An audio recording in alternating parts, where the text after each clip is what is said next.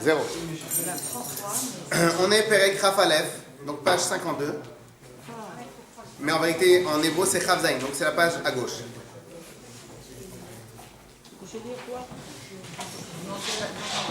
On va reprendre l'essentiel de ce chapitre, qui est à partir de la deuxième ligne. Vous y êtes? Deuxième ligne, page Daf Chav Zayin.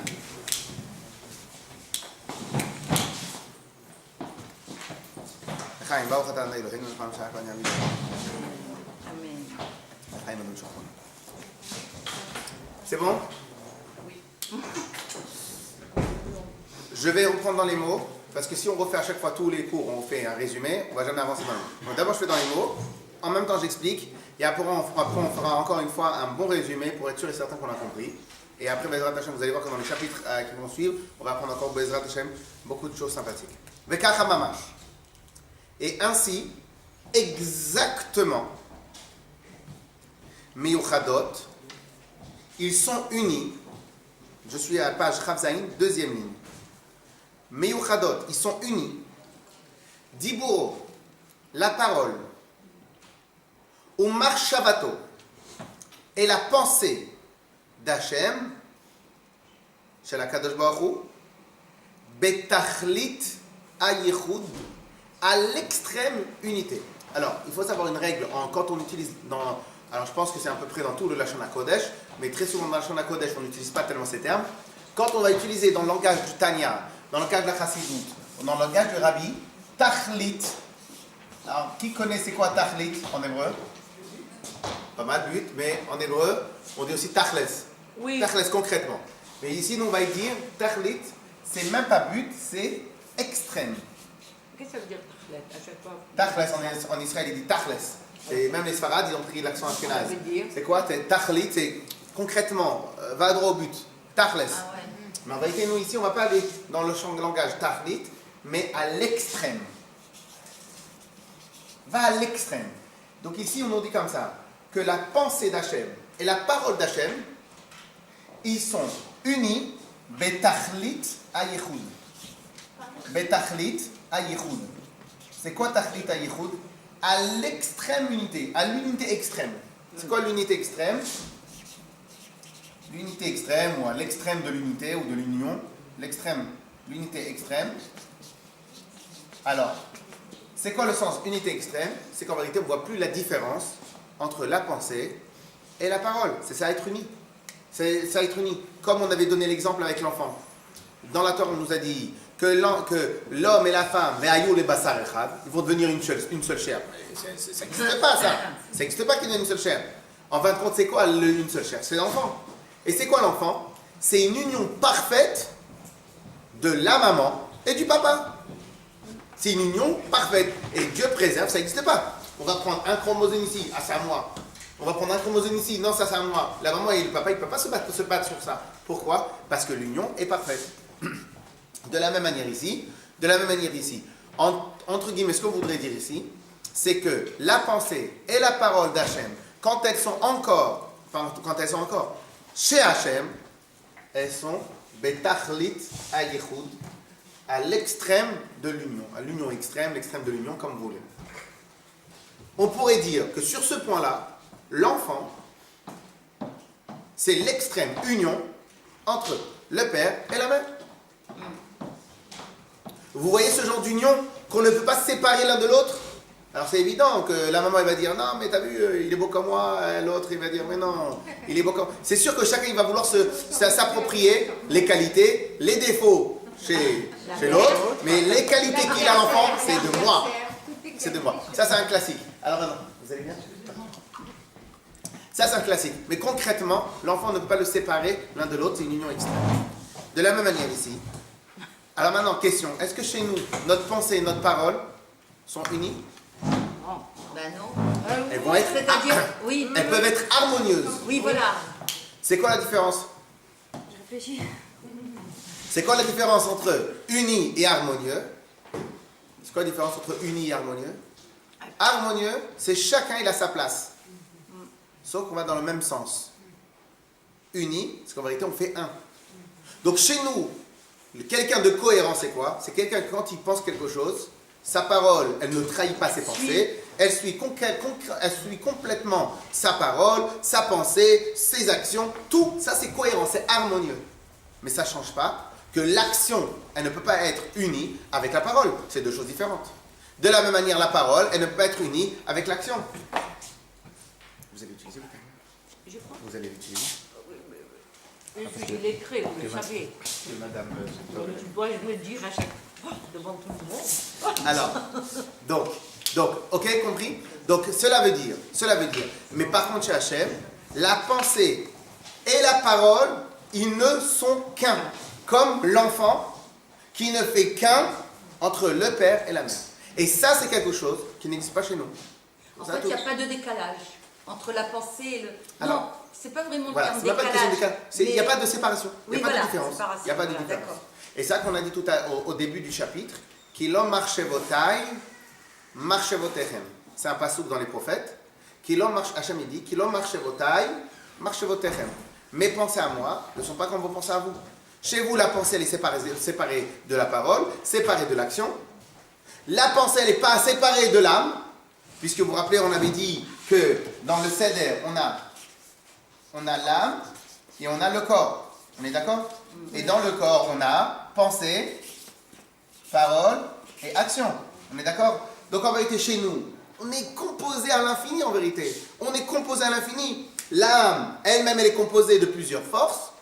Ensuite, l'âme, elle s'habite dans un corps que le corps lui-même, il est composé. Le corps lui-même, il est représenté par pensée, parole, action. Donc on est composé non-stop. Exactement comme la matière du monde, etc., etc. Vous prenez du bois, on croit que le bois c'est une matière. En vérité, oui, c'est une matière en apparence.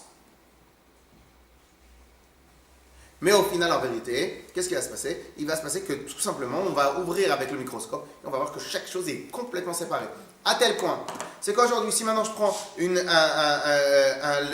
deux standards comme ça, identiques, je les mets l'un à côté de l'autre, même un enfant, il va dire, ils sont différents, ils sont séparés. Pourquoi? Parce qu'on le voit à l'œil nu. Et bien avec le microscope, on va agrandir la photo, et bien on va dire, chacun, n'importe quelle personne va dire, ils sont séparés. Et bien chez Hachem, ça n'existe pas. Dans ce cas précis, la pensée et la parole n'ont pas de séparation. Ce qui veut dire que lorsque Hachem parlait, en vérité, entre guillemets, il pensait en même temps. De la même manière que si je pense à quelque chose, la pensée elle est unie avec moi. De la même manière, lorsque Hachem il parle, c'est uni avec lui. Pour revenir à notre question de base, donc le monde, il se trouve où ça? Il se trouve dans sa pensée à Hachem. L'univers, c'est plus une question, c'est une réponse. C'est ça le principe. Justement, c'est pour ça qu'on va essayer de terminer rapidement le texte. On va essayer de terminer rapidement le texte jusqu'à la fin. Et comme ça, on aura le temps pour essayer de réfléchir ensemble, de retravailler le sujet. Okay? Mais je suis obligé de le répéter parce que c'est ça ce qu'on appelle la chazara. En répétant 10 000 fois, à la fin, ça rentre dans la tête. Okay? Gam achar sheyatsa diburo itbarech. Même une fois qu'il a parlé. Même une fois que la parole elle est sortie. Mais il n'y a pas d'extérieur chez lui. On est d'accord avec ça? Il n'y a pas d'extérieur, puisqu'au final, Hachem il est partout. Donc même une fois qu'il a parlé, ça reste toujours à l'intérieur de lui. Alors, je me suis arrêté au mauvais moment. Achar sheyatsa diburo itbarech el poel. Même lorsqu'il est sorti dans le mode concret, Bevriut haolamot, dans la construction, dans la création des mondes, eh bien, il est uni exactement comme Shayam Miyuchat Imo Kodem Briat haolamot. Il est uni de la même manière comme il était uni avant la création du monde. Ve'en shum shinui klal lefanav itbarech. Il n'y a absolument aucune différence chez Hachem entre avant la création du monde et après la création du monde. Pourquoi? De la même manière, est-ce qu'il y a une différence avec moi entre avant que je pense et après que je pense? Non, c'est toujours moi. Il y a une différence lorsque maintenant je crée, je fabrique. Et après, si maintenant je reste dans une pièce et je fais que penser, la pièce, c'est pas rapetissime. Ben de la même manière avec Akadosh Baruch Hu. Étant donné que le monde, la parole, elle reste dans sa pensée, donc il reste toujours un avec lui. Alors, pour qui elle est la différence? Elle a Berouim. Il y a toujours une différence entre, ça c'est une petite règle, comme ça je le dis rapidement, il faudra toujours séparer le monde entre deux grands mouvements. On ne va pas travailler tout de suite, mais parce que c'est pas exact, mais c'est juste le mot comme ça. Ce qu'on appelle le donneur et le receveur. Mashpia et Mekabel. Donneur et receveur. C'est toujours le monde entier, c'est comme ça. Mashpia, donneur c'est Mashpia, celui qui donne. Mashpia. Et là, celui qui reçoit Mekabel. C'est quasiment tout le temps comme ça. Et il y a une différence fondamentale. Le professeur, lorsqu'il donne, eh ben lui, il est obligé de concentrer sa pensée. Donc, un adulte, l'élève, lorsqu'il va être en face, il va croire que le professeur, il connaît que ça. Mais en fin de compte, il ne connaît pas que ça. Il connaît beaucoup d'autres choses. Sauf que comme il a sorti de sa bouche qu'une certaine chose, donc on va croire que toute l'intelligence du professeur, il se trouve dans ses mots. Donc la différence, elle est pour qui? C'est pour le Mekabel, le receveur. Le receveur, il croit qu'au final, il n'y a que ça. Okay? De la même manière, dans tous les domaines. Lorsque Moshe Rabbeinu, lorsque Korach, il s'est battu contre Moshe Rabbeinu, mais il est fou. Comment Korach a pu se battre contre Moshe Rabbeinu? C'est Moshe Rabbeinu, il nous a ouvert la mer, il nous a sorti d'Égypte, c'est un tzaddik, c'est ce que vous voulez.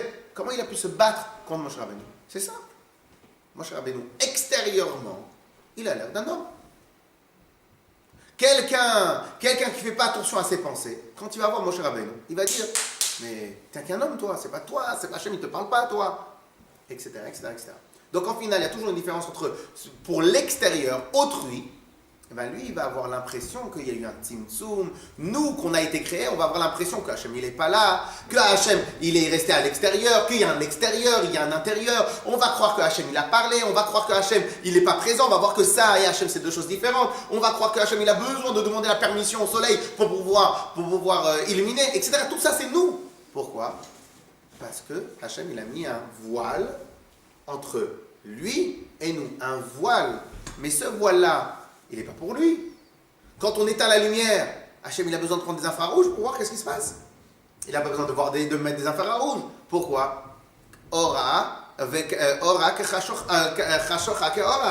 L'obscurité pour Hachem, c'est comme la lumière. Tout ça, c'est que pour nous, que pour les créatures. Mais pour Hachem, il n'y a pas de différence. Par conséquent, nous, on se trouve encore dans la pensée d'Hachem, et donc on fait un inséparable avec Akadosh Baruch Hu. Ok? Je sais que tout ça, c'est beaucoup de notions.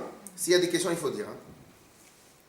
Alors, donc la seule différence, elle est la beruim amekabelim chayutam, pour les autres, qui reçoivent la vitalité d'Hachem, mais prinat diburo idbarech, du niveau qui s'appelle la parole. Mais prinat yetziato kvar est la poël. C'est lorsque maintenant la parole, elle sort concrètement. Bevriyata olamot, lorsqu'il a créé le monde, shemit lavvesh baem, que Hachem il va s'investir dans les mondes pour les créer, la chayotam, pour les faire vivre. Alidei shtashlut, mais il a les aloul. On ne va pas revenir tout de suite dedans, mais c'est sur tout un enchaînement de contractions. Veridat amadregot, betzimtzumim rabim, et descendre tous les niveaux avec de longues contractions. Quand vous prenez un monsieur, il a une nouvelle idée. En général, je ne sais pas si ça vous est déjà arrivé, quand vous avez une nouvelle idée, un produit, vous pensez qu'un produit va se fabriquer en combien de temps? Vous pensez des fois on a des grandes idées, on a envie de faire quelque chose. Combien de temps ça fait jusqu'à qu'on trouve exactement ce qu'on a envie, ce qu'on veut, de la manière comment on va le fabriquer? Ça prend du temps? Pourquoi ça prend du temps? Parce qu'au début l'idée elle est grande, elle est large, elle est brouillon. Mais non pas elle est brouillon parce qu'elle est brouillon, elle est brouillon parce qu'il y a beaucoup de principes en même temps. Petit à petit, qu'est-ce qui va se passer dans la tête? On va séparer. On va mettre ça, c'est pas pour ça. Ça, c'est pas pour ça. Ça, c'est bien, mais pas pour aujourd'hui. Ça, c'est bon, ça, c'est pour demain, etc., etc., etc. Donc, on va faire beaucoup de contractions tout au long d'une année, 2 années, 3 années.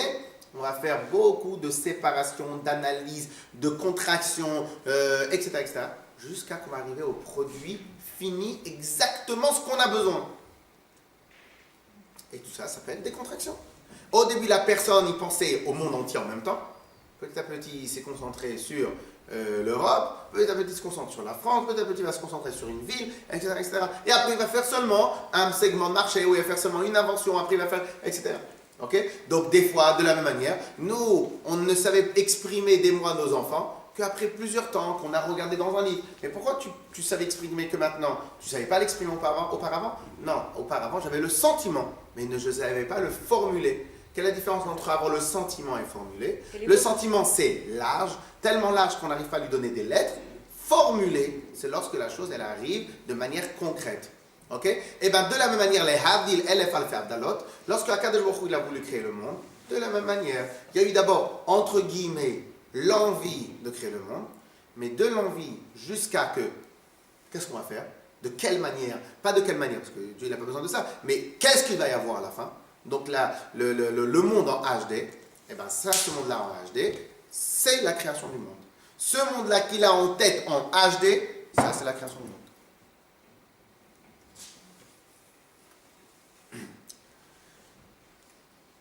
Alors, Bemetsiout, Velo Yidatelu Bemetsiout. Après, en fin de compte, il faudrait aussi que je vous explique. On pourrait rester encore 6 mois sur ce chapitre-là, mais le problème c'est que à la fin vous allez vous ennuyer. Donc, après on va dire un autre problème. Pourquoi maintenant Hachem, il est obligé de faire un voile entre nous et lui? Parce qu'on n'est pas prêt. Très bien, mieux que ça. C'est la bonne réponse. Pourquoi? Je veux juste une meilleure formule. On n'est pas prêt encore à recevoir. C'est la bonne réponse, juste. Je veux qu'on la formule mieux. Avant, il n'y avait pas le voile. C'est lorsque Adam et Chava... C'est quand le voile. C'est pas vrai. Non, Même non. Adam et Chava, c'est un voile. Sauf que le voile, il était peut-être moins important. Mais pourquoi? Parce que si maintenant Hachem, il n'aimait pas le voile, nous, on n'existera plus. Pas seulement qu'on ne sera pas prêt, on n'existera pas. Parce que l'avantage du voile, c'est quoi? C'est que moi, je pense que je suis indépendant. Si je pense que je suis indépendant, lorsque je fais une mitzvah, je le fais avec ma manière à moi, avec mon entrain. Et Dieu préserve si quelqu'un fait une avéra, et bien au moins, ou il va recevoir les punitions, ou bien parce qu'il s'est renforcé, il n'a pas fait la bêtise, il va recevoir un salaire. Mais si en vérité on voit Hachem toute la journée devant nous, on n'aura plus envie de faire Dieu préserve des avérotes, et donc on n'aura pas non plus de mérite lorsqu'on va faire les mitzvot. Donc pourquoi? Parce que Hachem il sera là tout le temps. Vous imaginez si au final, Akadosh Baruch Hu, il serait là tout le temps, comme au moment du don de la Torah. Au moment du don de la Torah, les Bnei Israël, ils ont voulu faire des avérotes, au moment même, ils ne peuvent pas le faire. Oui. Donc au final, quand il y a trop de lumière, on ne donne pas la possibilité à l'autre d'être indépendant, d'avoir le libre arbitre. Oui, mais pardonne-moi. Mais on attend le Mashiach Bah oui. justement pour être dans le, Bah oui. dans le bonheur. Mais attends, ma chère, Oui. c'est déjà un mérite. D'accord. Mais Oui. c'est déjà un mérite. Et pourquoi on sera Oui, heureux d'être... mais ça parce que là on arrive à la fin, on arrive à l'apothéose. Oui, Mais voilà. le principe premier, c'est que si maintenant, de la manière, ça c'est une règle aussi dans tout, c'est pour ça que Bezrat Hashem, on aura le temps de le travailler, mais même avec nos enfants, si dans les devoirs qu'ils font, on est tout le temps derrière eux, eh ben, ils vont avoir peut-être 20 sur 20. Au final, c'est pas lui qui a eu 20 sur 20, c'est moi qui ai eu 20 sur 20. Ok? Ça, c'est grand classique. C'est souvent Ça... ça. Et c'est la maman qui est contente, elle arrive, elle fait elle fait un exposé, oh là là, quelle belle note qu'a eu mon fils. Donc ça veut dire que Ok. c'est Moi, je suis pour- encore...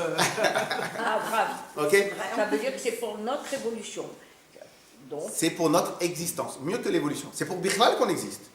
Et grâce du fait qu'on existe, on peut évoluer. Mais si maintenant Hachem, il est omniprésent de manière visible, on se met où? Donc au final, il est omniprésent, sauf qu'il s'est rendu invisible. C'est juste invisible qui s'est rendu. C'est pas qu'il n'est pas là, c'est juste invisible qui s'est rendu. d'où le voile. C'est le but du voile. C'est le but du voile. Ok? C'est le but du voile. Pourquoi c'est le but du voile? Parce que sinon on ne peut pas exister. Et si on ne peut pas exister, on ne peut pas avoir de mérite quand on fait des mitzvot. On ne peut pas on peut se faire tirer les oreilles si on ne se comporte pas bien. Et ainsi de suite, et ainsi de suite. Moi, j'aimerais être déjà là.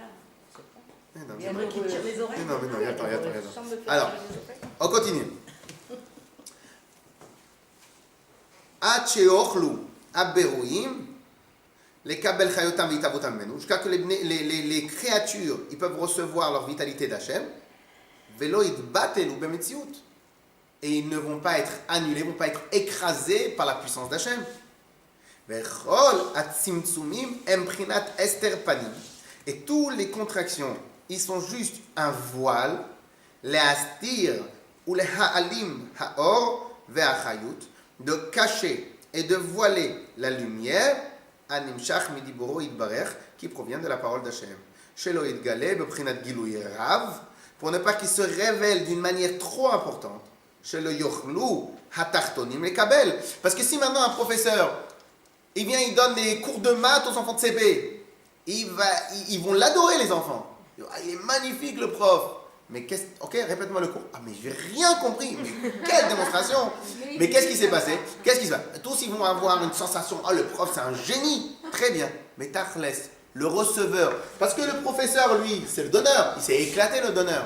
Il s'est éclaté, il s'est fait son kiff. En plus, ils ont amené un nouvel écran dans lequel il peut faire les calculs en même temps. Il s'est éclaté. Mais le receveur, t'as pas pensé un seul instant. Est-ce que tu es en train de donner par rapport à ce que le receveur il peut recevoir, par rapport au kelim, par rapport au réceptacle, par rapport à l'évolution, par rapport à l'intelligence, par rapport à l'écoute, par rapport aux règles? Vous savez, je dis toujours qu'il y a deux métiers. En vérité, il n'y a pas deux métiers. Le métier essentiel du professeur, c'est la pédagogie. C'est quoi la pédagogie? C'est quoi la pédagogie? Alors, je ne sais pas si c'est exactement ça le terme, la vraie traduction, mais la pédagogie, c'est quoi? C'est de savoir évaluer exactement où l'enfant se trouve et comment lui transmettre l'information. Donc, le professeur, lui, doit toute sa vie étudier pour connaître la chose. Mais au moment où on fait le cours, on n'est pas en train de réfléchir. Qu'est-ce qu'on va donner? Oui, mais on est en train de réfléchir surtout qu'est-ce qu'on va donner et comment on va donner. Ok? Donc, de la même manière, pourquoi? Parce que dans un cours, l'essentiel, c'est pas le donneur. Le donneur, lui, il peut rester à la yeshiva, il peut rester dans son université, il peut rester où il veut. C'est pas lui l'essentiel. L'essentiel, c'est celui qui va écouter le receveur. Et donc, de la manière avec Hachem, si maintenant Hachem, les Havdil, si maintenant Hachem, il fabrique un monde, mais pour que son plaisir personnel, il va faire un monde sans aucun voile. Mais le receveur n'existera pas. Pour que le receveur puisse exister ou puisse avoir la sensation qu'il existe, il faut absolument cacher. Allez. Moi, je pensais à toi, je me disais comment. Sans moi que les bonnes réponses et tout. Bien sûr que j'étais en train de penser à l'étudier, mais Merci de nous réveiller, Sandrine. c'est vrai. Je Ok, pensais à elle. mais alors, il a mis le voile. Ok. Mais alors, quand il va le dévoiler, vous avez dit qu'on ne peut pas après Mashiach. rester. Oui, mais c'est ça. Oui, voilà, Oui, c'est mais ça. vous avez dit qu'on ne peut pas rester après Non, que le non. voile est dévoilé. Alors, Non. lorsque Mashiach On n'aura il pas la viendra, Mais c'est la lorsque moitié aussi. Mashiach il viendra, exactement, lorsque Mashiach il viendra, ça sera une fois qu'on aura fait tout le travail. Donc là, à ce moment-là, on sera prêt d'être dévoilé. Après, je sais pas, je pense que Dieu il va quand même négocier avec nous. Mais en tout cas, le principe de Mashiach, c'est quoi? C'est qu'une fois qu'on aura fait tout le travail pendant toutes ces années, je vous donne un exemple. Les hommes mettent les tefilines. N'importe quelle mitzvah, on avait déjà travaillé dessus. C'est quoi une mitzvah? Une mitzvah, c'est s'attacher avec Akadosh Baruch Hu à l'instant T. On avait déjà parlé un peu, je ne sais pas si vous vous souvenez. Une mitzvah, quand quelqu'un y met les tefilines, il y a Akadosh Baruch Hu qui vient et qui descend et qui s'investit dans le bras. On voit une différence entre avant les tefilines et après les tefilines? On ne voit pas de différence. De la manière on avait parlé pour les mitzvot des femmes, allumage des bougies et tout, etc.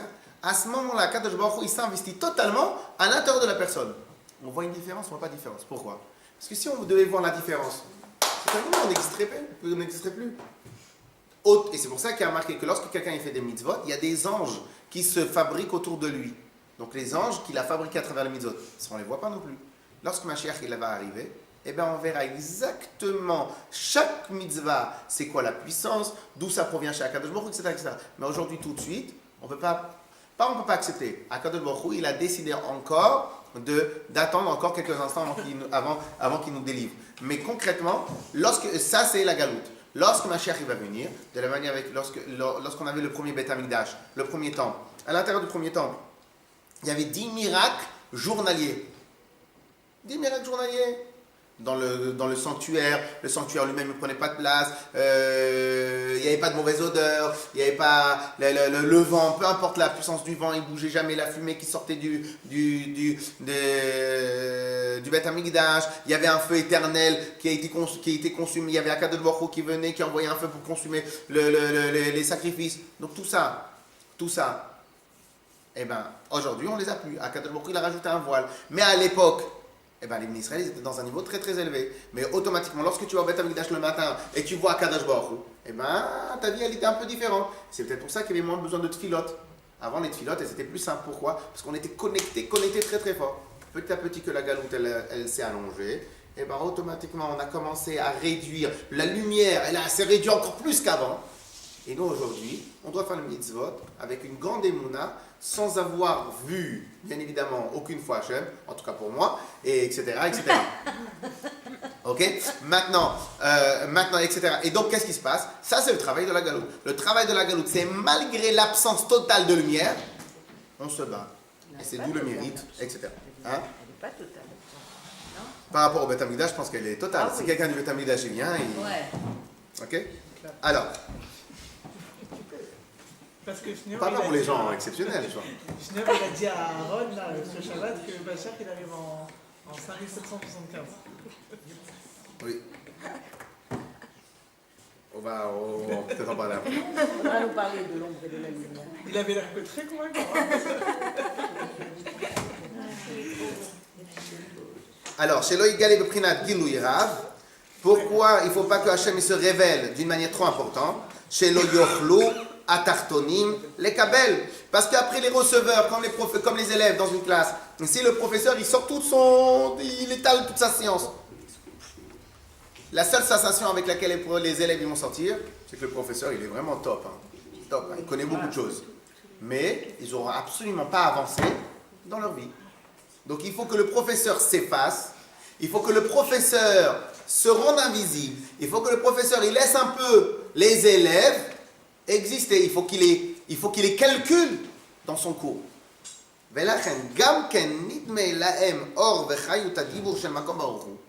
Et c'est pour cela que nous on considère que la parole d'Hachem,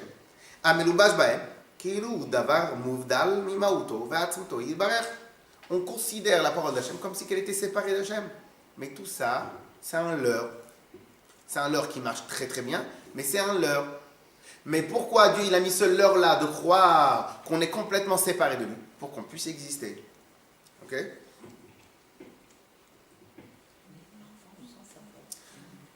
Avec nos enfants, on les a aidés pour les devoirs. On les a aidés pour tout. Et à la fin, quand ils ont eu la bonne note, on dit « Ah, bravo, t'es magnifique, t'as très bien travaillé, etc. etc. » Et lui, il croit que c'est lui qui a tout fait. Bah, pourquoi vous lui faites ça? Dites-lui la vérité. Si j'étais pas là, t'aurais rien pu faire. Pourquoi vous ne lui dites pas la vérité? Bah, il le sait Pour lui aussi. donner hein. confiance en lui. Encourager à continuer. C'est un leurre, ça reste un leurre. Ouais. Ouais. Ça reste un leurre, ça reste faux. Bah oui. Ça reste pas émettre. Le seul problème, c'est qu'on a besoin, il a besoin de ça. Il a besoin à son niveau, que même si la seule chose qu'il a fait, c'est avoir mis une virgule, il a besoin qu'on lui dise bravo, magnifique, sans toi, etc. etc. Faut qu'il fasse un Ok? peu plus. Mais ça reste un leurre, c'est pas vrai. Hein? Faut qu'il fasse un peu plus pour qu'on lui dise bravo quand Ah, même. c'est pour les exposer ça. Alors, donc quoi qu'il arrive, il a besoin de ce leurre. Il a besoin de croire que c'est lui qui a fait les choses. Il a besoin de croire. À chacun, bien évidemment, à chacun son niveau, parce qu'une fois qu'il va être un peu plus grand, il va plus accepter ce genre de leurre. Il faut que le leurre il soit vraiment plus important.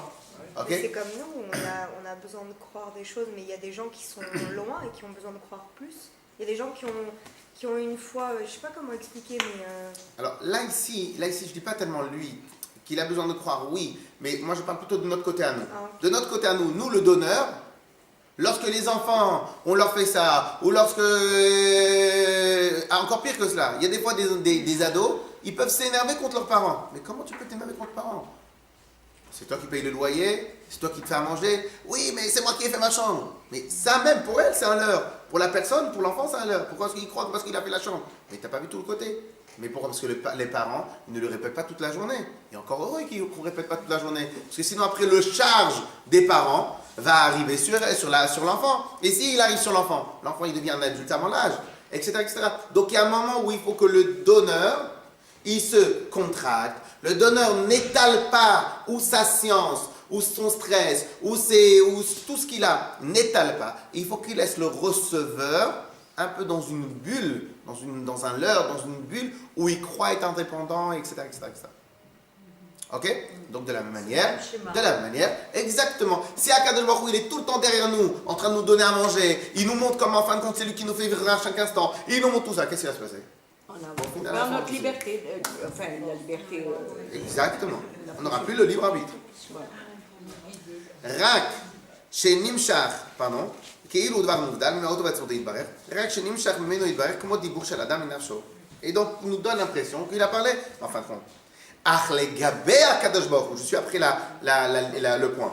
אך לגבי הקדוש ברוך הוא, mais par rapport à Hachem, lui le donneur, en chou. Vous y êtes?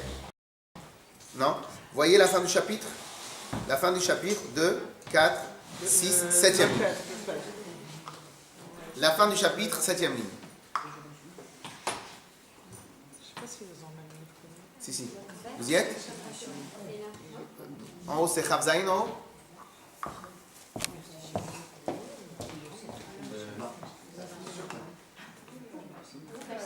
C'est pas loin. Hein.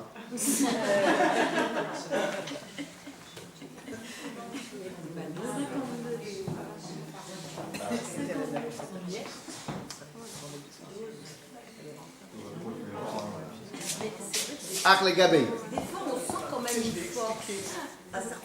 Ah, On même- sent- et on a même, l'impression d'être. Moi, des fois, j'ai l'impression qu'on me prend par un fil comme une marionnette. alors, je vais faire encore mieux que cela.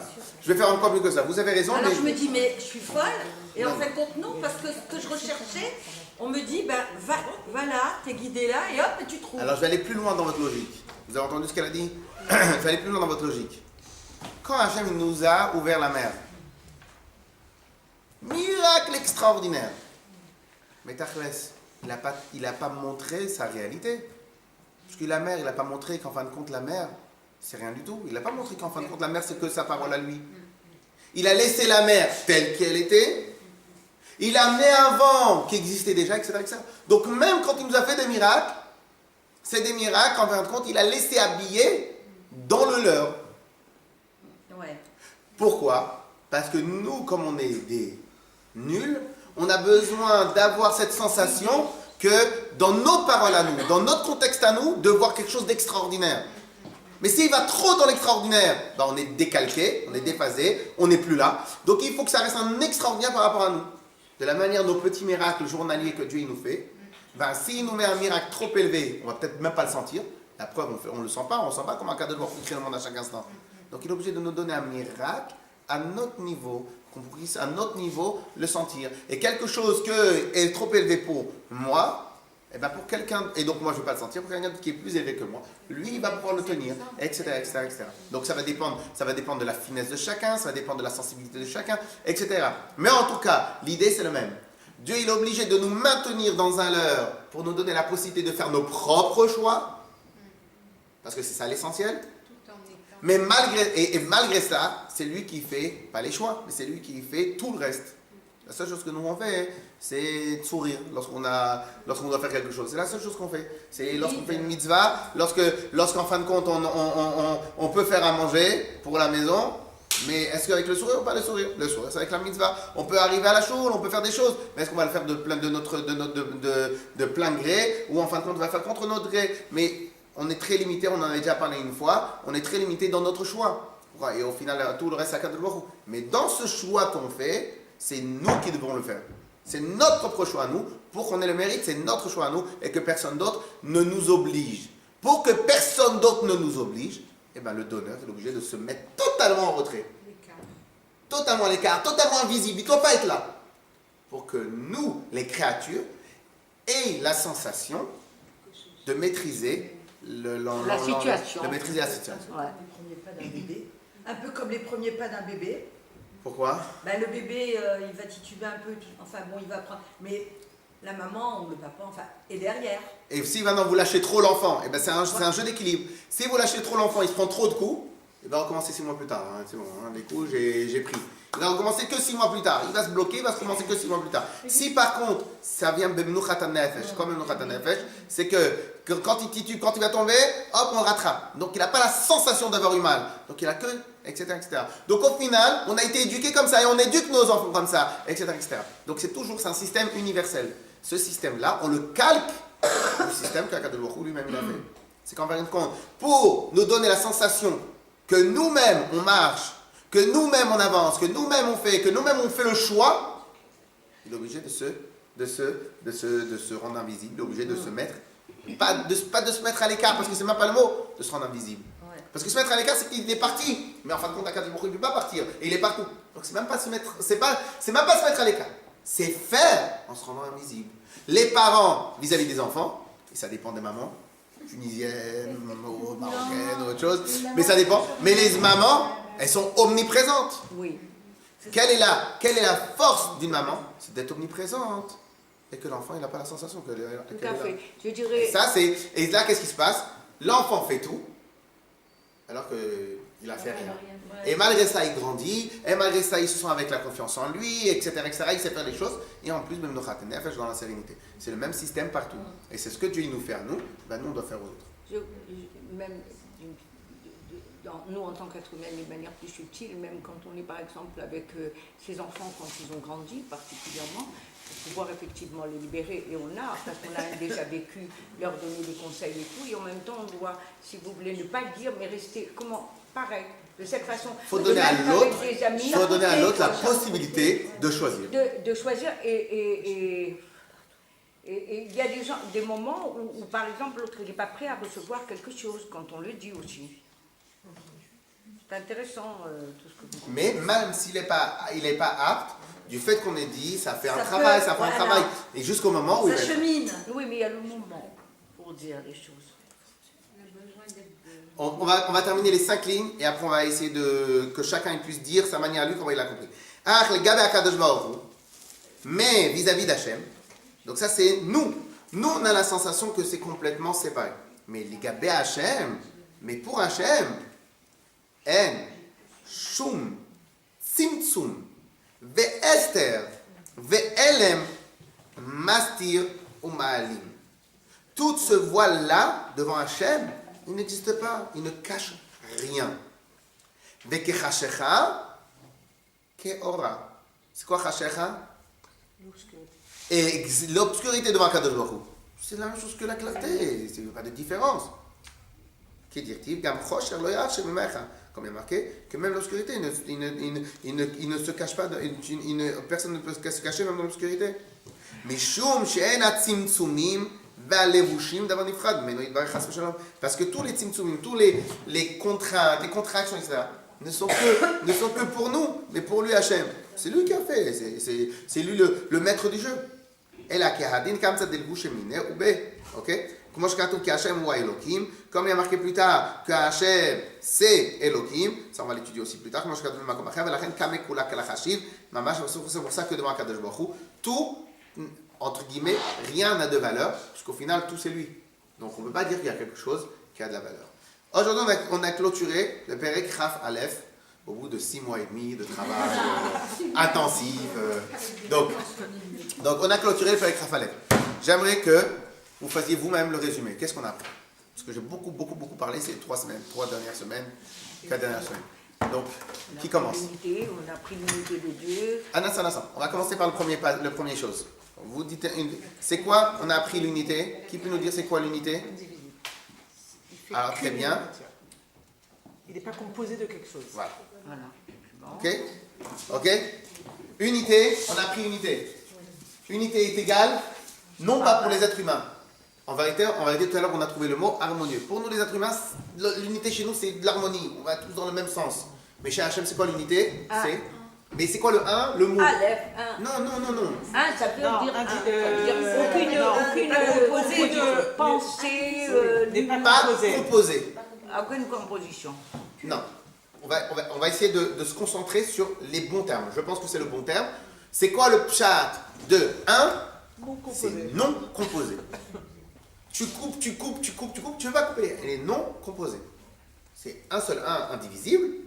Mais c'est quoi le sens indivisible? C'est quoi? Non composé. Comment? Quoi? Elle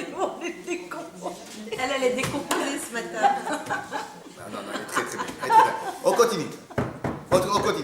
Deuxième chose qu'on a appris pendant ces shiurim là. Un peu de rire. Hein. que, Je souris. Je souris.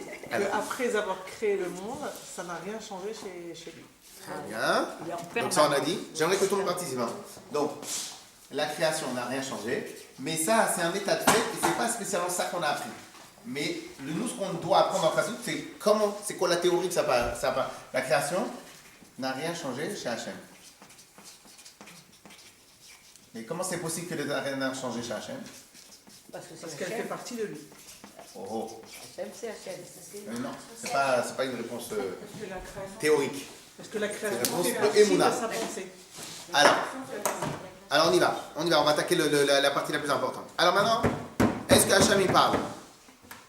Non, c'est dans sa pensée. Non, parce qu'on a dit il n'y a pas d'intérieur, il n'y a pas d'extérieur. Donc si Hachem ne parle pas, Ça peut pas sortir. c'est quoi le sens de parler chez Hachem? Sortir. Non, c'est quoi le sens? Ah, Alors, oui, c'est quoi le sens de... C'est la pensée. C'est la pensée. On avait utilisé un autre terme, un terme, parce que penser, c'est très vague. On avait dit autre chose. C'est que c'est quoi? Oui, mais c'est quoi la parole sans parler? Oui. Donc, on avait dit focaliser. Au final, le principe de la parole, c'est se concentrer sur une seule chose. C'est ça le principe de la parole. Lorsque maintenant j'ai envie de dire plein de choses, alors là je commence à raconter n'importe quoi, mais personne ne comprend. Donc le vrai sens parler, c'est dire chose par chose. Un mot par un mot, phrase par phrase, idée par idée, etc. C'est ça parler.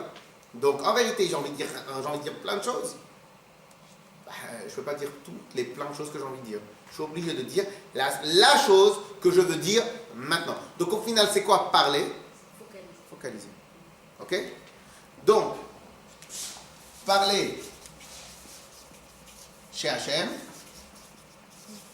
est égal. C'est quoi? C'est focaliser. Alors maintenant, en hébreu, on pourrait dire que focaliser, c'est quoi comme mot? C'est pas marché là? Non, marshava, c'est penser. Qui c'est qui a dit quoi? Diriger sa pensée. Oui, mais il y a quelqu'un qui a dit un mot en hébreu. Parce que c'était tellement rapide, je me dis pas mal. Alors, on pourrait traduire le terme focaliser par un autre terme en hébreu.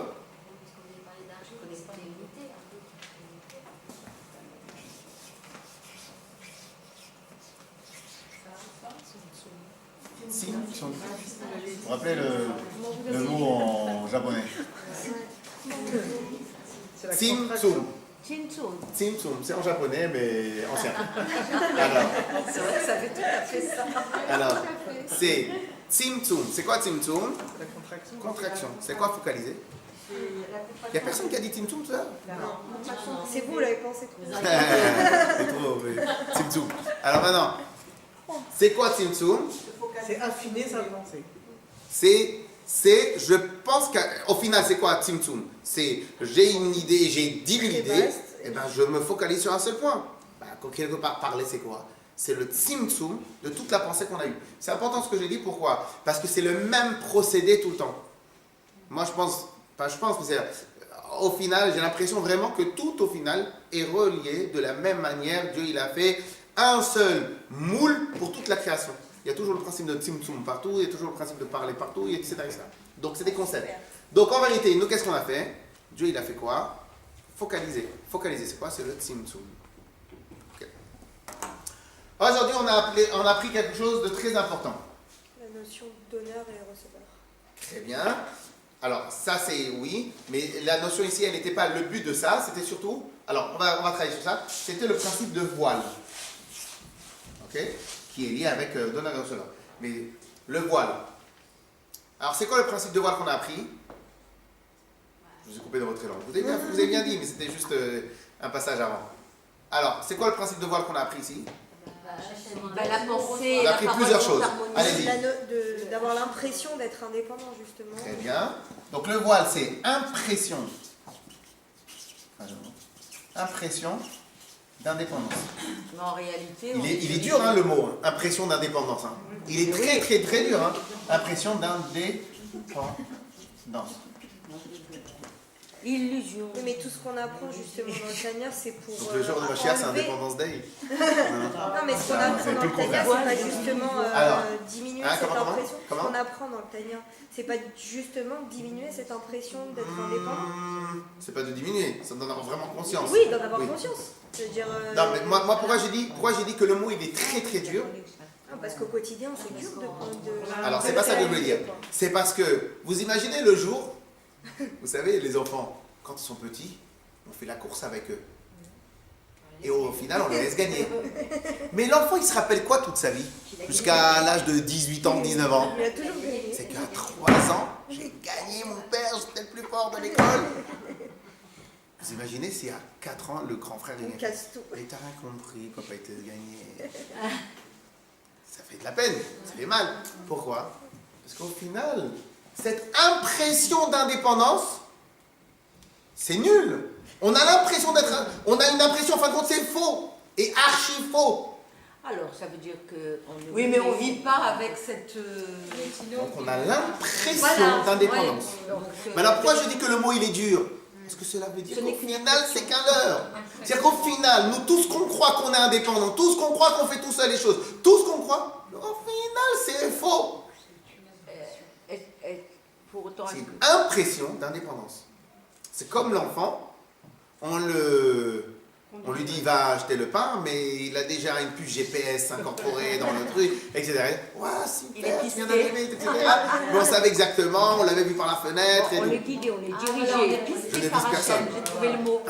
Hein? On est Je ne vise pisté par personne. Hachem. Alors, donc, alors maintenant, Chose qui m'intéresse. donc le mot il est dur. Le mot il est dur. Mais tachles, c'est émet. Donc nous on vient d'apprendre quoi sur le voile? Qu'en fin de compte il cache tout ça pour que entre lui et nous, et on avait dit donneur et receveur, entre lui et nous, eh ben nous on ait l'impression que lui il n'est pas là. Oui. Qu'est-ce qui est le plus énervant maintenant? Ça, c'est juste une parenthèse. Quel est le plus énervant lorsqu'on a fait plaisir à quelqu'un, on l'a aidé, etc. Qu'à la fin, on lui dit, ils disent Qu'il n'y ait pas de qu'est-ce que t'as fait, toi? reconnaissance. Mais qu'est-ce que t'as fait? C'est La quoi, gratitude. c'est quoi le problème de la non-reconnaissance? C'est qu'au final, lui, il s'est pas fait tout seul. Et au contraire, c'est moi d'Afrique qui l'a aidé. Et lui, il vient devant moi, devant mes yeux, et à moi, il me dit, mais tu m'as fait, tu m'as servi à rien. Ouais, bon, c'est bon.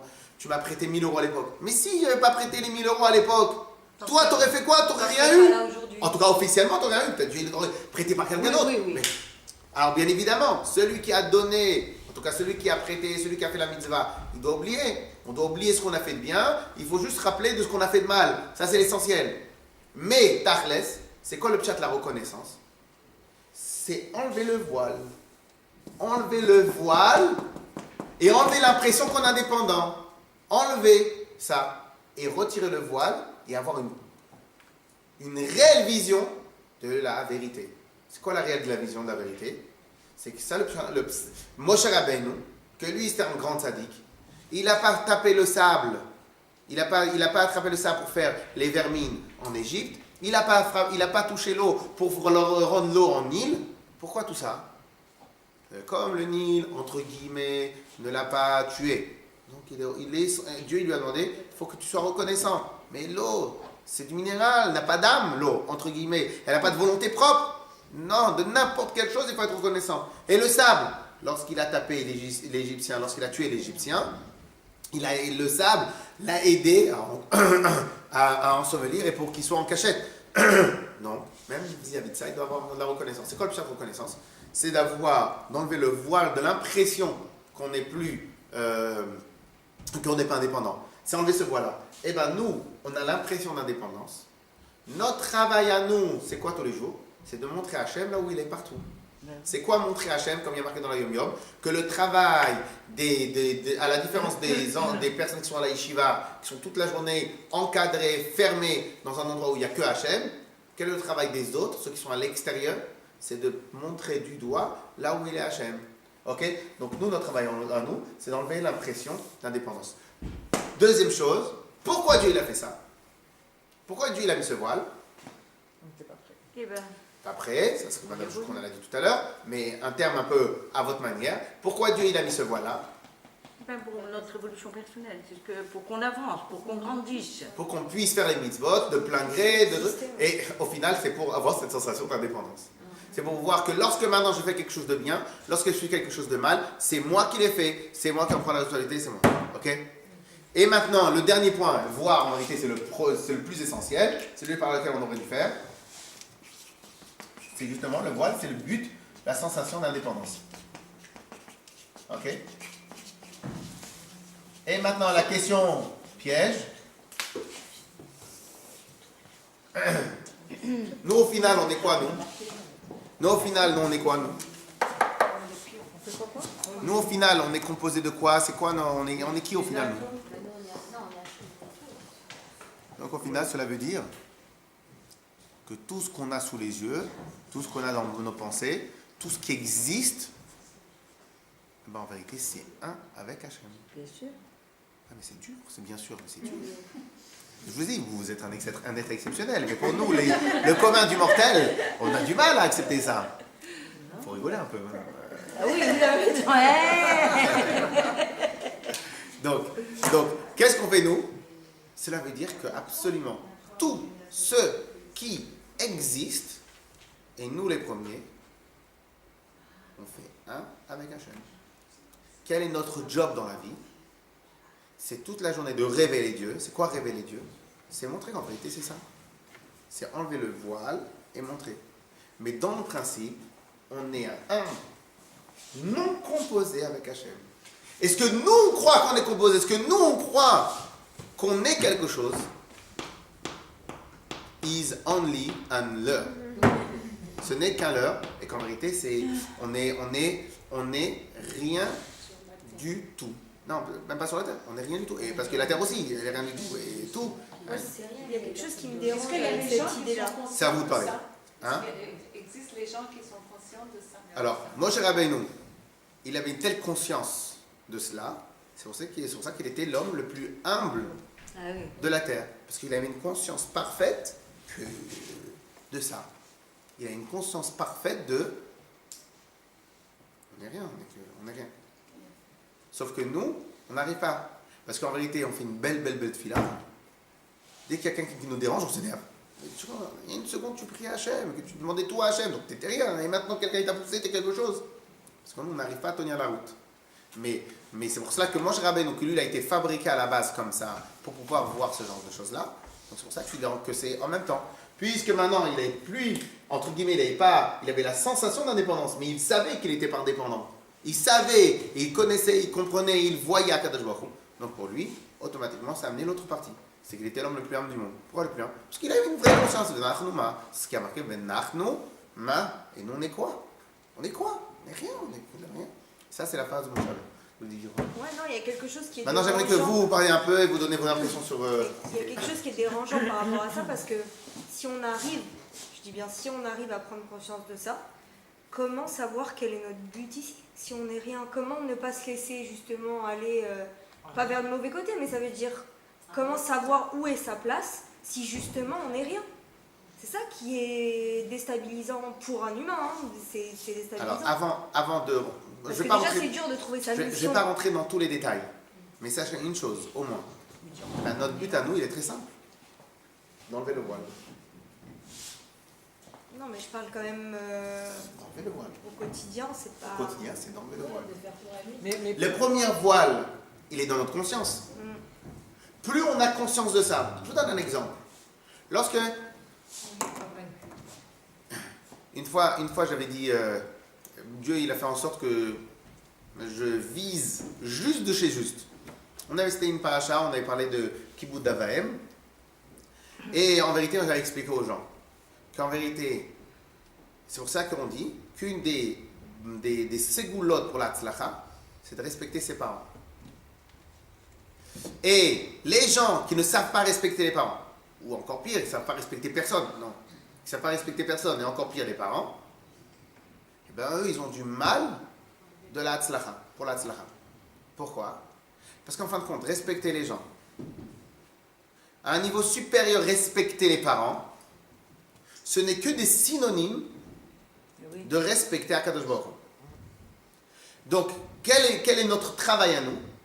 Eh bien, notre travail à nous, c'est de montrer à combien, ça s'appelle le respect, mais ce n'est pas le sens du respect, c'est montrer à combien, de la même manière que nos parents, c'est eux qui nous ont donné la vie, c'est eux qui nous ont éduqués, c'est eux qui ont payé l'école, c'est eux qui ont tout fait pour qu'on puisse être ce qu'on est. Donc, ils ont tout fait. Donc, je me tais, et c'est pour ça que la Torah, elle est très, très rigoureuse sur le principe du respect des parents. Pourquoi? Parce que tu dois te taire et tu dois avoir conscience de ce que tu es toi maintenant, tu dois à tes parents. Lorsque maintenant c'est mauvais ce qui se passe, donc on peut être énervé, mais bon, c'est une autre question. Donc au final, qu'est-ce qui se passe? Nous, à Kadosh Baruch Hu, il nous oblige d'avoir le respect de ce qu'on nous a donné. Et bien c'est de la même manière, ce respect-là, c'est la reconnaissance, ce respect-là, c'est révéler qu'en fin de compte, toi, tu n'es rien du tout, toi, tu proviens de quelqu'un d'autre. Et bien de la même manière, notre travail à nous au quotidien, c'est de révéler Dieu. Et c'est quoi le sens de révéler Dieu? C'est montrer que ce que je suis aujourd'hui, les idées que j'ai, les mots intelligents que je sors de la bouche, qu'en fin de compte, ce que je réussis à faire, etc. Et bien tout, je suis prêt à écrire un livre et signer, tout c'est que Dieu. Mais toi, au final, tu n'as rien fait. Mais moi, je suis qu'un produit de Dieu. Et donc, moi, je suis rien. Et ça, ça a été le travail. Alors moi, je vais pas vous poser, vous n'allez pas me poser la question, moi je vous pose la question. Quel était le rôle de Moshe Rabbeinu?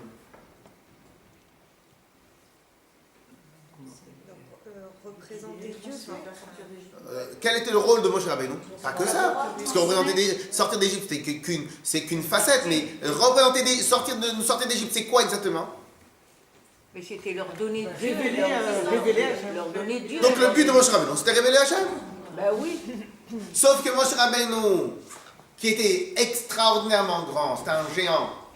Donc lui, quand il a touché pour des millions de personnes, et pour des générations et des générations et des générations.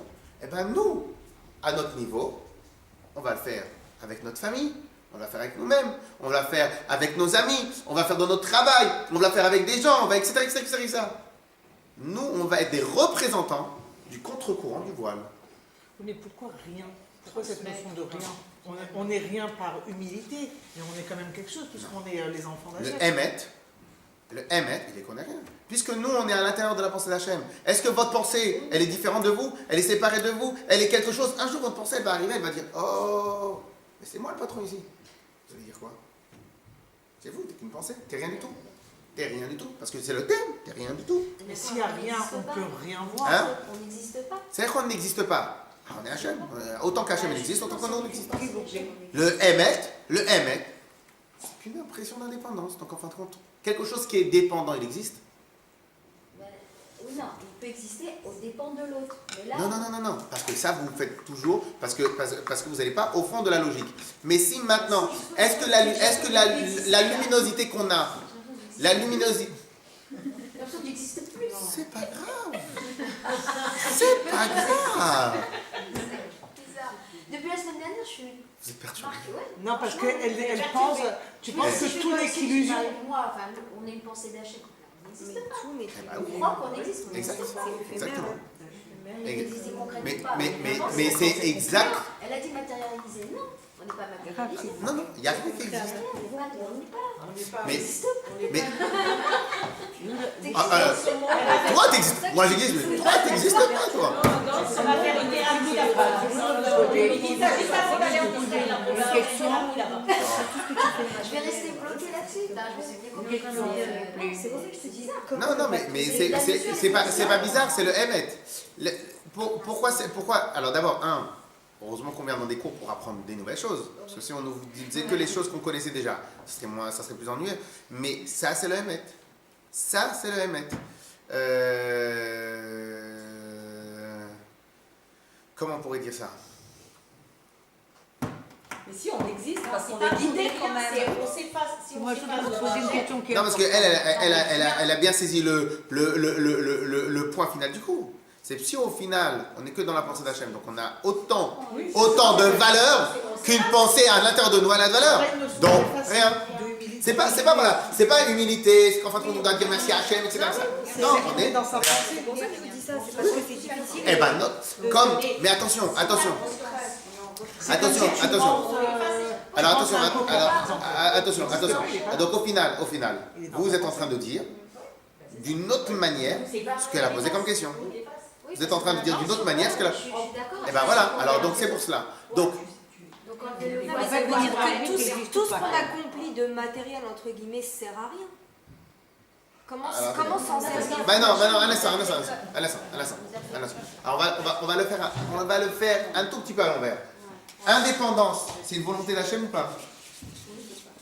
L'indépendance, c'est une volonté d'Hachem. L'impression d'indépendance. Oui. Bah oui, Tout est sa parce que volonté. c'est lui qui a mis ce voile. C'est grâce à ça qu'on arrive à exister finalement, parce que sinon. Non. Nous, qu'on existe ou pas, c'est pas important. Oui, il nous a donné l'impression d'exister. Excusez-moi. Hein. Alors, On va sortir tous les petits. Non, mais parce que sinon on va se recoucher là. Ah oui, mais c'est pas dormir. On sait pas pourquoi on s'est levé. C'est pour ça que je suis venue. On va dormir. Je repars alors. vous savez, une fois, on raconte comme ça, c'est un misnaged. C'est quelqu'un qui étudie pas la chassidoute. Et il vient et il rencontre son copain qui a étudié chassidoute et tout. Alors maintenant, comme d'habitude, le chassid, il est toujours sympathique, joyeux, darka et tout ça, etc. Bon, à l'époque, aussi, c'était pas un mot darka, mais un autre mot. Et qu'est-ce qui se passe? Il voit son copain, ils étaient à la Yeshiva ensemble, tout ça. Et l'autre, il fait la tête et tout. Alors, il demande, le chassid, il demande à son copain, il fait, qu'est-ce que tu as? Je sais pas, je voulais être Rosh Yeshiva, ça n'a pas marché. Après, je me dis, bon, si je vais pas être Rosh Yeshiva, peut-être je vais être médecin. J'ai pas réussi. Après, je me suis dit peut-être je vais être docteur, je vais être avocat. Et j'ai pas réussi. Et le chassid, il écoute. Au final, j'ai toujours voulu être quelqu'un et au final, je vois que je suis rien. Le chassid, il vient, il l'embrasse, il lui fait quelle force. J'ai toujours voulu être rien et je vois que je suis encore quelque chose et je suis pas arrivé. Et toi, donc au final, c'est pas grave d'être rien, hein, vous savez. C'est au contraire, c'est ce que Dieu il veut. Vous inquiétez pas. Maintenant, juste je termine. C'est une bonne blague quand même, hein, c'est une blague chassidique, hein, vous pouvez rigoler. Hein. Alors, deux secondes. Est-ce que l'impression d'indépendance, c'est qui l'a mis en marche? Est-ce que c'est une volonté? Est-ce que c'est par hasard? Non, il n'y a pas de hasard. Hein? C'est la volonté d'Hachem. C'est la volonté d'Hachem, on est d'accord sur tout ça? Bah oui, parce que c'est le voile. Quel est le but? C'est grâce à ça. Le but au fond, c'est évoluer. Non. Oui, mais c'est pas précis. Quel est le but de la pression d'indépendance? C'est que ces créatures peuvent exister. Parce que sinon, pourquoi ils Quel est le fait but qu'elles existent? de le servir? Donc quel est le but? De les évoluer. D'enlever le voile. Et pourquoi mettre ce voile si le but c'est de l'enlever? Parce que heureusement, parce que sinon on sait C'est pas. Mashiach. C'est le fameux Mashiach. Parce que, alors maintenant, sur ça, Ah bah ouais. ils ont posé la question au Admorazaken. Mais au final, ça sert à quoi tout ça? Alors le Admorazaken a répondu selon ce que tous les enfants qui ont été dans des Gan Israël, un peu Chabad, ils connaissent. Nitave akadosh baruch hu liot lo yitbarer dira betartonim. Comme ça le Midrash dit. Qu'Akadosh baruch hu, il a eu envie. Vous connaissez ça? Il a eu une envie d'avoir une maison dans ce monde-là. Et le Admorazaken a dit, c'est quoi ta question? C'est une bonne question. Mais sur les envies, on ne demande pas d'explication. La réponse finale, elle est, on ne sait pas pourquoi Dieu l'a fait. Pour l'instant, on n'est que des techniciens. On n'est que des techniciens. C'est quoi la technique? C'est, voilà ce que Dieu, il a décidé de faire. C'est sa volonté à lui. Et le pourquoi il a décidé de faire ça, c'est pour nous donner la possibilité à nous, dans cette galoute, dans cette obscurité, de montrer sa lumière. D'accord, alors c'est en suivant la Torah, enfin tous les principes, qu'on peut arriver à enlever le voile. Enfin, qu'on peut. Alors, pas seulement suivre la Torah et de rester dans un ghetto, Non, quand je dis physique ou psychique. C'est quoi un ghetto psychique? C'est on reste, je suis très religieux chez moi à la maison, mais quand je reste à l'extérieur, je ne parle jamais de Torah, etc. Le but, il est de diffuser, de révéler. Alors maintenant, peut-être que chacun il doit devenir un chalier du Rabbi.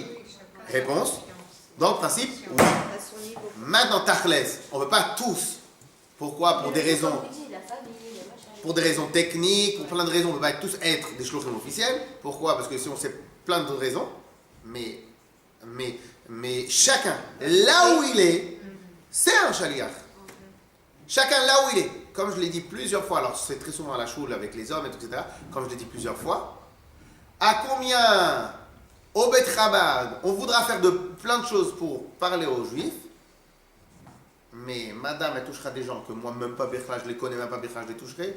Madame, la même chose, madame, la même chose, madame, la même chose. Chacun ici va toucher des gens que même pas dans les rêves, que moi je pourrais approcher. Ou bien parce que je les connais pas, ou bien parce que je ne les intéresserai pas, et c'est pour ça qu'ils ne sont pas mes amis, qu'ils sont des vôtres, etc., etc., etc., etc. Ce qui fait qu'en fin de compte, chacun sa chalia. Et pourquoi Dieu il nous a mis dans ces métiers-là? Pourquoi Dieu il m'a mis que je sais faire du théâtre? Pourquoi Dieu il a fait ça?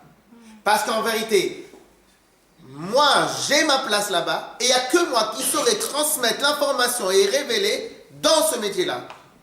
Pourquoi Dieu il m'a fait être VRP et faire des kilomètres? Parce que c'est seulement là-bas qu'en vérité moi je vais être utile. Encore pire que cela, encore mieux que cela ou pire que cela. Quelqu'un qui connaît beaucoup de choses sur la carte de l'Orou, quelqu'un qui connaît comme plein de choses, et qui reste toute la journée en train d'étudier dans sa choule, ben Dieu quelque part il peut peut-être lui dire, toi tu me sers à quoi au final? Mais je te sers. Oui mais toi tu sers à quoi? La seule personne au final à qui tu t'intéresses, tu t'intéresses qu'à toi. Mais moi, Dieu, quel est mon intérêt dans ton existence? Comment transmettre aussi. Mais si on parle s'il ne transmet pas, on parle s'il ne transmet pas. S'il ne transmet pas, il reste.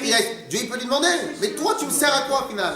Alors évidemment que chaque juif il sert à quelque chose, évidemment que chacun au final il sert à quelque chose parce que de manière directe ou de manière indirecte. Mais nous notre objectif c'est d'être de manière directe,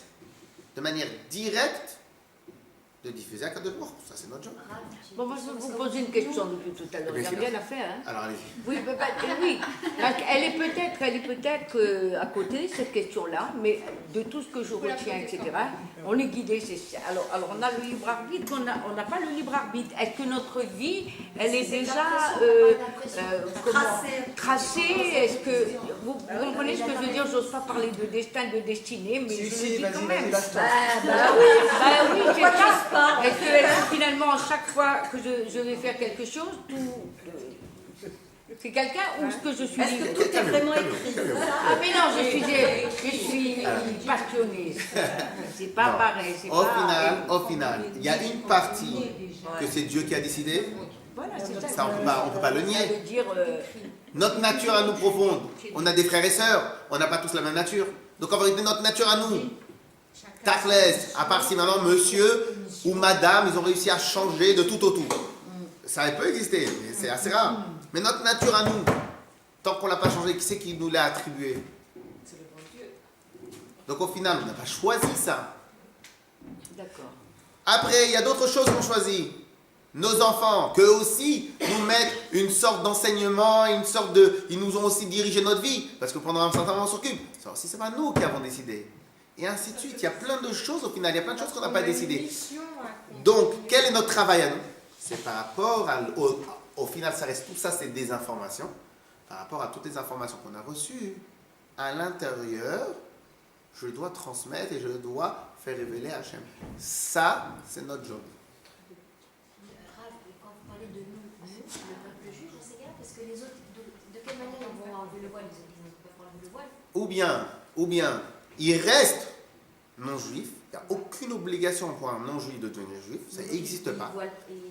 Ça n'existe pas. Mais, s'ils veulent jouer, ils veulent faire partie du jeu, et bien même les non-juifs, ils ont l'obligation de révéler Dieu. Mais à leur manière ou à la manière juive? C'est quoi la manière? Ça veut dire quoi la manière juive? C'est quoi la manière juive? C'est d'enseigner tel que la Torah, elle le dit. Pourquoi? Parce qu'il y a une manière non juive d'enseigner Dieu, il y a une manière juive. La manière juive, c'est celle-là. Unité non composée, etc., etc. Si par contre un non juif, il va apprendre plus ou moins les grands principes et il va le révéler, il va faire son job, il va faire la raison pour laquelle elle a été créée. Autant que nous, on a été créés pour ça. Sauf que la différence de lui et nous on en est responsable. Lui, s'il veut, il joue le jeu. S'il veut pas, il joue pas le jeu. Il fait ce qu'il veut. Nous, on a un peu plus de responsabilité. Mais si maintenant il veut faire partie de l'ensemble du jeu, eh ben, c'est ça son job. Chaque être qui est vivant sur Terre est là pour révéler Dieu. Yes?